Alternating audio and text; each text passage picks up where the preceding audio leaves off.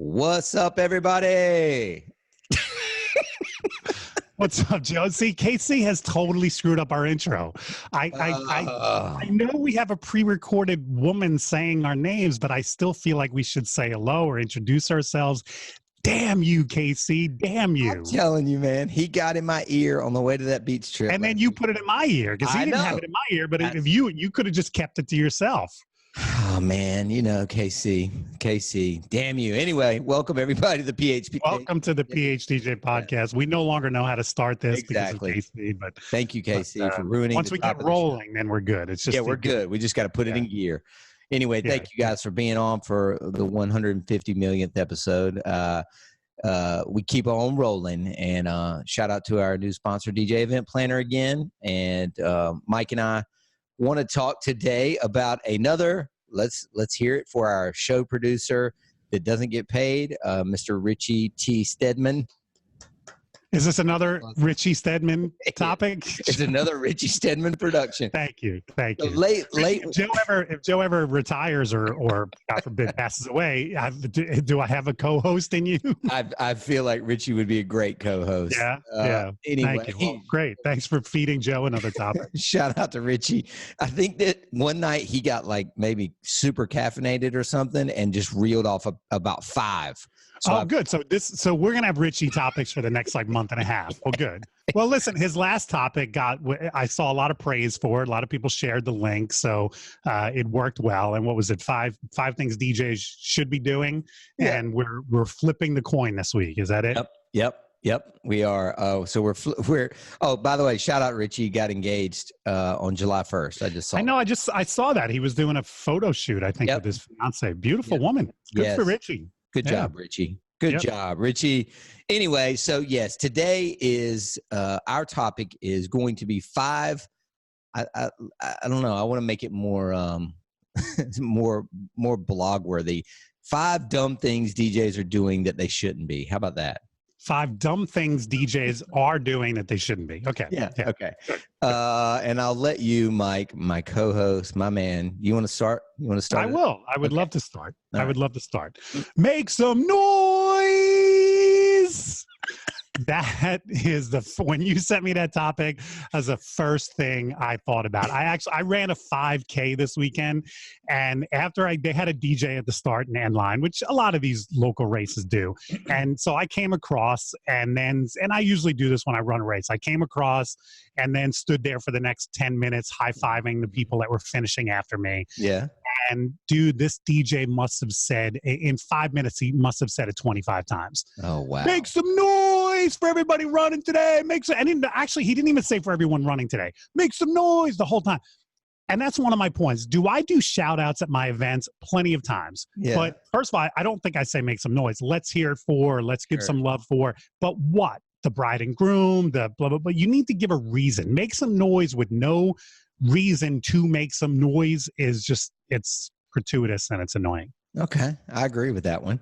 And I would also throw in there, this is kind of like 1A. Yeah. I think the air horn is overused. And needs to that off? Listen, if you do the air horn, do it once a night. Just don't, if you're doing the air horn every 20 minutes, it's annoying. And I would say that's for club DJs as well. Oh, man, they're the worst. It just gets, And in a club atmosphere, it kind of makes a little sense every once in a while. Right. But I've never, I know my controller does the air horn.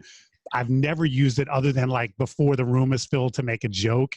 And I just don't see a situation other than making fun of the air horn. I don't see a situation where I would ever use it. All right. That's my 1 and 1A. 1A, right. My 1, in no particular order, calling the bride and groom, bride and groom. Oh, good one. Yes. Yes. Do yourself I don't have that, but I should. Learn their names, learn their new last name. If they're not changing their last name, then, Chris and Mike, or Cindy and Mike is great, or Chris and Mike, if it's groom and groom. I don't care. But if they're not sharing the same last name, know that. But please, just don't go around all night calling them bride and groom. Do whatever you need to do. Practice it like we've talked about in the car on the way to the show. Yeah, give the advice. I know we've talked about it, but you gave advice at a seminar years ago, and I've adopted this. Yes. Give that advice to us. So my thing is, all day on Saturday, I will walk around, and if anybody, whether it's my kids, my wife, at the gym, and somebody says, "Dry cleaner, what are you doing tonight?" And I'll go, "Oh, I'm doing Chris and Cindy Smith's wedding tonight," and they'll be like, I love that.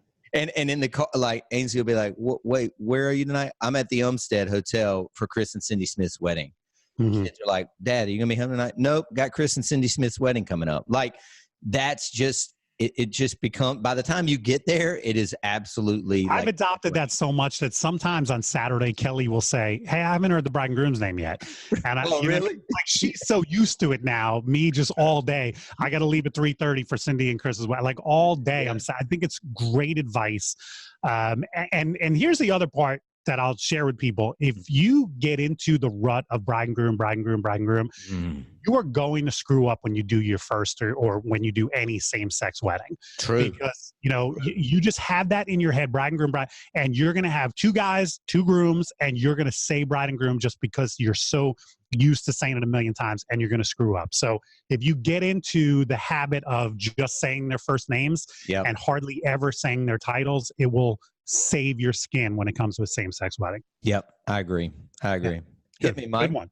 Avoiding new music. I don't know why some DJs are so almost proud of the fact that the VMAs were 2 weeks ago. I totally missed that for the first time. And you usually watch it, which surprises me. I missed it, Mike. But I don't know if it used to be in September, maybe, because I always thought it was around my birthday. Anyway, I missed it. That's a subtle hint. When is your birthday? 25th. No, you're good. The end of this month. Yeah. No, I think it's usually the end of the summer, or the last couple of years it has been anyway. But so I watched it as I usually do, and I put up a few posts that night on Facebook, and it's amazing how many people in the industry basically say, "Oh, I wouldn't watch that garbage if you paid me." I quoted Lizzo at one point. She had a great quote during the show, and a number of people, "Who's Lizzo? What's a Lizzo?" Like, wow. They're almost proud of the fact that they have their head buried in the sand and they're totally blocking out new music. Now, listen, I'm not going to sit here and argue and say that new music is great and we're going through a classic time of new music. It is what it is, but you have to, as a DJ, stay on top of new trends. 1,000%. Shout out to Jim Cerrone, who doesn't look like the type of DJ who would be on top of new trends. Jim is one of those gentlemen, wears the tuxedo. He's super proper. But you follow Jim Cerrone on Facebook, and you can see he knows. He looks at the charts every week. He's aware of the new trends. He's aware of the new music. So, shout out to anyone like Jim Cerrone as a DJ who stays on top of the new trends. And if you are proud of the fact that you don't, you're not doing your job. You're not. You should just be an owner and not actually play. Exactly. Yep. Yeah. That's a great one, Mike. My second one would be talking like a douchebag on the mic. In other words, being almost so that phony guy voice. Yeah. Hey, it's really great to be here. Hey guys, welcome to the Umstead Hotel for Chris and Cindy's. I just want to hear you talk like you talk in the hall. Be real. Right. Be real. This was a Todd Mitchum thing I picked up from one of his early videos about being conversational, talking to people, not at people. I mean, if somebody came up to me at a conference in the hall and started talking to me in that voice, it's really great to meet you. I would slap the shit out of them. I'm not even kidding. It's so bad. Just be normal. People appreciate it more. People think you're more genuine, sincere, real. Just use your talking voice. Yeah, there's a huge difference. You have to project a little bit more when you're speaking on the microphone. And I get radio's different too. But that doesn't mean you have to be phony. Correct. And people see through that. immediately, and Yep. you lose cred, and Yes. and people won't do what you say. Yes. They're just like, they're tuning you out from day one. And I think it just comes down to being confident with your own personality so that you don't have to make up this phony one. Preach. Yeah. Absolutely. Yeah. Good Hit one. me, Mike. Picking up women, and then I'll also add to that drinking. Those are two cliche things that 3 and 3A. Yep. people think of, why they don't want to DJ at a wedding. I think those are the cliche things that they think of. You made that video years ago that you've shared, the DJ Nightmare thing. Yeah. I don't know. I don't remember if you had him drinking at that, but that's something that, some DJs I think still do at private events. I don't know how they do it because there's no banquet hall by me that will even serve us. Funny, I just went to a going away party for a banquet manager by us, and so I walked up to the bar and I was like, "Hey, I'm allowed to drink tonight." Yeah, exactly. I mean, but yeah, drinking at an event, man, you're at a professional event. Stop it and stop trying to hit on women. It's just it's unprofessional and it's unbecoming, and it not only hurts you personally, but it just plays into people's worst fears about our industry, and you're making us all look bad. Agreed. My next one in our top 5 lists of dumb things DJs are doing that they shouldn't be is driving home really late at night. This, guys, to me, as I've gotten older, I've just stopped it. Add a line into the contract. We used to make them, book us a room and this, that, and the other. And 8 times out of 10, I would get to the room and tell them that my room was booked under my name, but the client was paying for it, and there would be some kind of hubbub and this, that, and the other, and I'd end up having to pay it and then try and get reimbursed. Just add a line into the contract for $150 or whatever a room is, and the average room cost is wherever you're going. I've done the thing, roll all the windows down. How far away do you have to be from home to add that line? 2 hours? Hour and a half, 2 hours. Yeah, Mike. Okay. And ends at 11 or 12. Something ends at 10 and I can get out of there 20, 30 minutes, not a lot of gear, and I can get home around midnight. I'm fine. I'll be fine. It was funny. I think I talked about this last year. I had a wedding in upstate New York, 2 hours and 15 minutes away. And we had negotiated for a hotel room. Yeah. But the wedding ended at 9. Right. So I had them get me the hotel room for the night before. So I drove up the night before, stayed in the hotel, kind of kicked around during the day, and then went and did the gig. But at 9 o'clock, I wasn't going to go back to a hotel room and stare at a wall. Yeah. I was home by 11:30. Yeah. But yeah, if that gig ended at 11, there's no way I would have driven home. Yeah.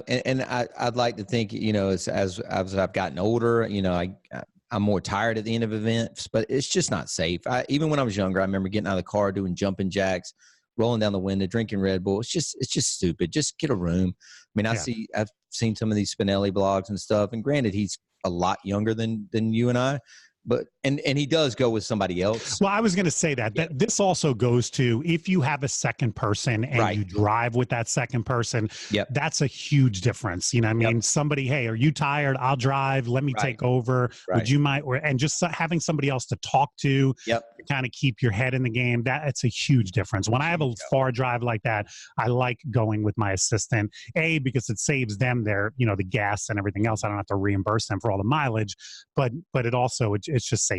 Yeah, I've seen him, that guy Stefan up in Canada. I mean, like posting snaps and Instagram stories, getting home 3, 4 in the morning. It's just, I don't know how they do it, man. I don't know. Yeah. Anyway, that's mine. All right. This is a personal thing, and I know some people disagree, and you might even disagree, but I would say stop trying to look so cool. I think we're not male models. I think there are some DJs that are like never want to have a picture with a smile on their face because they're, the arms. I've seen so many of the arms folded and like super serious looks. And I don't know. My opinion is lighten up. You ain't all that. We're paid to bring the party. And in my opinion, that means smiling and looking like you're having fun. I know some people think that that's cheesy, but I would rather have pictures out there of me laughing and smiling and having fun and clapping my hands and all that than the super, super serious male trying to look like a male model. That's just me personally, but that's how I feel about it. I can flip through my last 30 pictures on Instagram right now, and the ones that got the most likes and engagement, I'm smiling in. Not even a question. Okay, cool. My next one would be acting like you're going to starve to death during an event. You're not. Oh, yeah. Listen, if you've been doing this long enough, you should have things in your van or in your DJ backpack, peanuts, Cheez-Its, Twizzlers. I don't care what they are. They're going to get you through an event. If you are offered, I think there's nothing wrong with kind of stepping backstage or, into the kitchen or into the boardroom next to the ballroom, scarfing it down real quick and coming back. But to show up and ask what's for dinner, or, when is dinner, or am I getting the same thing as the guests, is an immediate red flag to somebody that is potentially going to refer you. You just took yourself off the vendor list. You're not going to starve to death. I don't care how long the event is. You're going to be just fine. There's people all over the world that are truly starving. You're going to be fine. So yeah, and as Joe said, just come prepared. I mean, if you don't know, and listen, I know the banquet halls by us. I know the ones that are always going to hook us up, and I know don't have to worry. But if I'm going to someplace that I'm not aware of and I've never worked there before, I pack something that will hold me over, and I don't ask, and I let them tell me whether I'm going to eat or not, because it's just not, it's in the list of, you think about it from the banquet hall's point of view, in the list of things that they have to worry about, whether or not the DJ is eating or not is not even in the top 100. So stop being. And this is coming, guys. I mean, we're not saying this stuff. I mean, I learned this from Mike one time in an MC workshop. He's never going to ask you to do something he's not going to do. So we're giving you advice from two people that have been in the game for 30 plus years. Mike Walter is probably one of the most well-known DJs from North Carolina to whatever the highest state up there is, Rhode Island. I wouldn't say Maine.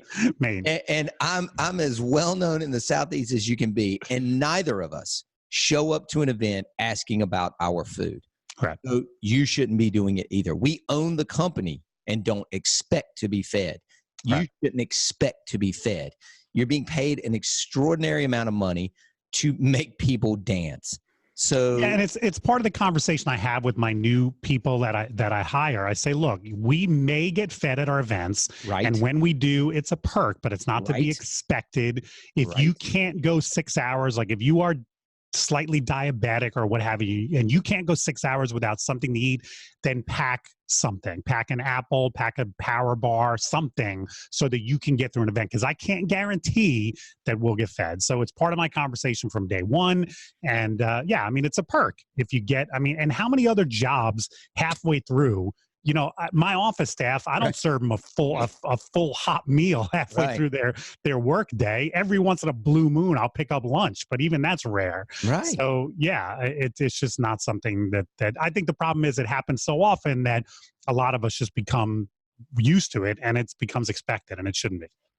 Thank you. Preach. All right, so my last one is more for the business owner than the DJ, but if you bait and switch your clients, in other words, promise one DJ and then at the last minute that DJ is sick or had a death in the family or what have you, and then switch out another, you are going back to the last thing I said or two things ago, you're playing into everyone's worst fears about this industry, and you're killing your reputation. I mean, there's a local guy here whose reputation is shit because he did that for so many years.